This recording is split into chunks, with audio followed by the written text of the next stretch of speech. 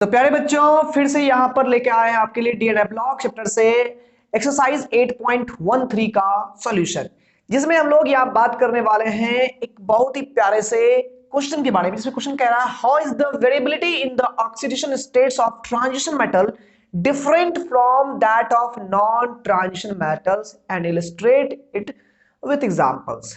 मतलब कि transition metals का जो ऑक्सीडेशन स्टेट में वेरिएबिलिटी होती है, मतलब ये बदलते जो रहता है, ये नॉन ट्रांजिशन मेटल के ऑक्सीडेशन स्टेट में वेरिएबिलिटी से किस प्रकार से डिफरेंट है, ये समझाना है।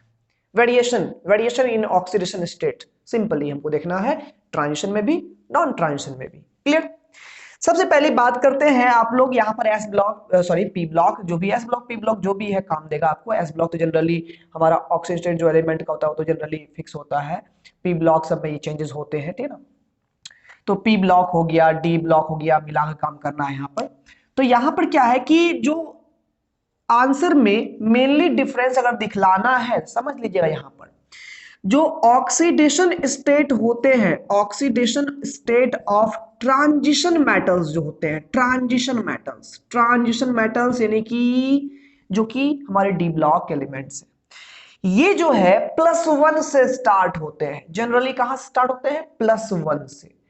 और जितने उसके वैलेंस इलेक्ट्रॉन होते हैं, एक एक इलेक्ट्रॉन रिमूव करते जाओ +1 +2 +3 +4 +5 ऐसे आगे बढ़ते जाएगा, है ना।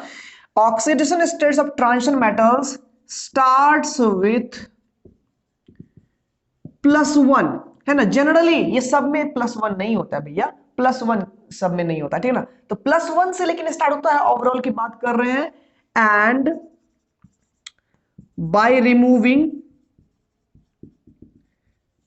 its valence electron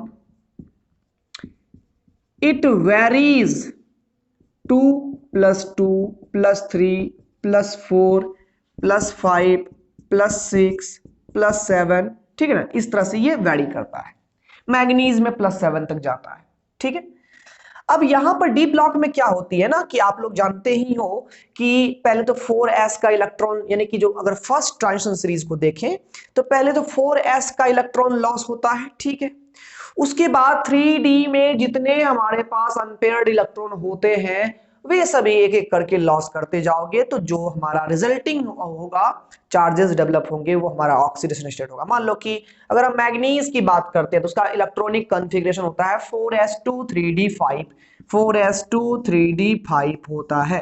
तो 4s का पहला, मान लो कि 4s का एक इलेक्ट्रॉन तो कंप्लीट जाएगा ही इसका, तो 4s का इलेक्ट्रॉन कंप्लीटली लॉस होगा तो +2 बनेगा। ये 2 इलेक्ट्रॉन लॉस हो गया तो +2 मैग्नीज पाया। अब 3d में 5 इलेक्ट्रॉन है तो पांचों अनपेयर्ड ही होगा, जाहिर सी बात है, बचपन वाली बात है। पांचों इलेक्ट्रॉन कैसा होगा? यहाँ पर अनपेयर्ड ही होगा। एक निकाल दिए, अब ये +3 आ गया, 2 निकाल दिए, +4 आ गया, +5 आ गया, +6 आ गया, +7 आ गया। तो ये हमारा मैग्नीज का ओवरऑल ऑक्सीडेशन स्टेट्स है। तो एक एक इलेक्ट्रॉन लॉस करने की वजह से आप देखोगे कि एक एलिमेंट का ऑक्सीडेशन स्टेट में एक का, यानी कि +1 यूनिट का डिफरेंस होता है, एक का डिफरेंस है। यानी कि जैसे कि हम एग्जांपल ले लेते हैं, डिफरेंस की अगर बात कर लेंगे, difference in oxidation state of an element, और ये एलिमेंट ट्रांजिशन मेटल की बात कर रहे हैं, बाय 1 यूनिट, एक यूनिट से यहां पर ऑक्सीडेशन स्टेट में डिफरेंस आती है। जैसे कि आयरन की बात कर ले, Fe2+, एक और निकल जाएगा तो Fe3+ हो जाएगा, है ना। मैग्नीज की बात कर लेते Mn2+, एक निकलेगा तो Mn3+, एक निकलेगा तो Mn4+, है ना, एंड सो ऑन etc, ये हमारा बनेगा।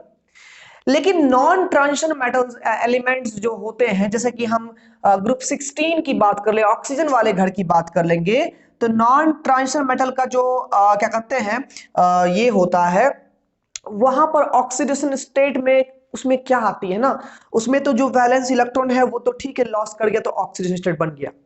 दूसरी बात क्या होती है ना, उसमें इलेक्ट्रॉन वहां से वहां पर क्या होता है, एक्साइटिंग भी होता है इलेक्ट्रॉन। वहां पर क्या होता है, नॉन ट्रांजिशन मेटल के पास वैकेंट डी ऑर्बिटल भी कभी कभी प्रेजेंट रहते हैं, जिसमें कि जो पेयर्ड इलेक्ट्रॉन है वो भी अनपेयर्ड होकर के एक्साइटेड होकर के दूसरे वाले ऑर्बिटल में चला जाता है और वहां पर जो है एक साथ डबल इलेक्ट्रॉन जो है वो हमारे पास अनपेयर्ड मिल जाते हैं। जैसे एग्जांपल तुम समझो ना जरा सा, यहाँ पर कार्बन की ही बात, कार्बन की छोड़ो, बात कर लेते हैं किसकी, सल्फर की बात कर लेते हैं।